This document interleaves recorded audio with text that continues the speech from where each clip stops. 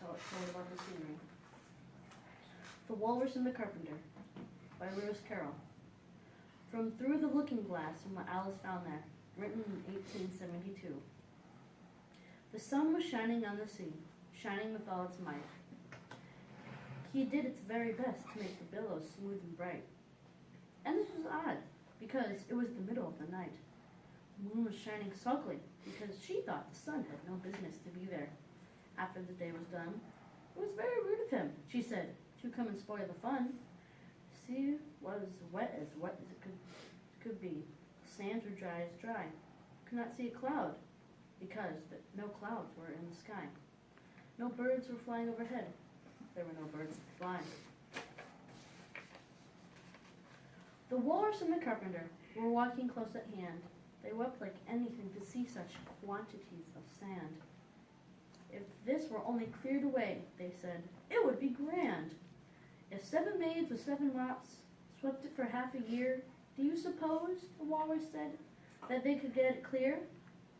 I doubt it, said the Carpenter, and shed a bitter tear. Oh, oysters, come and walk with us. The Walrus did beseech. A pleasant walk, a pleasant talk along the briny beach. We cannot do with more than 4 to give a hand to each. The eldest oyster looked at him. But never a word he said. The eldest oyster winked his eye and shook his heavy head, meaning to say he did not choose to leave the oyster bed. But 4 young oysters hurried up, all eager for the treat. Their coats were brushed, their faces were washed, and their shoes were clean and neat. And this was odd, because you know they hadn't any feet. 4 other oysters followed them, and yet another 4.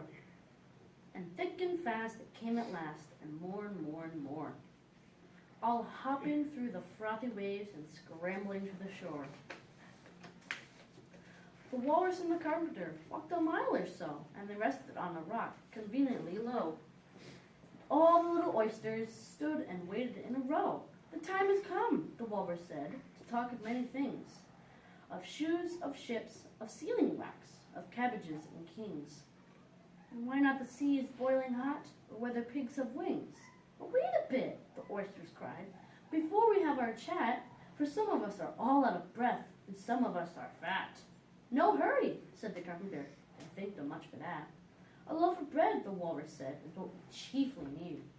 Pepper and vinegar besides are very good indeed. Now if you're ready, oysters dear, we can begin to feed. But not on us, the oysters cried, turning a little blue. After such kindness, that would be a dismissal thing to do. The night is fine, the Walrus said. Do you admire the view? It was so kind of you to come, and you are very nice. The Carpenter said nothing, but cut us on a slice. I wish you were not so quite deaf. I've had to ask you twice. It seems a shame, the Walrus said, to play them such a trick, after we brought them out so far and made them trot so quick. The Carpenter said nothing, but the butter spread too thick. I weep for you, the Walrus said. I deeply sympathize. With sobs and tears he sorted out those of the largest size, holding his pocket handkerchief before his streaming eyes. Oh, oysters, the Carpenter said, you've had a pleasant run.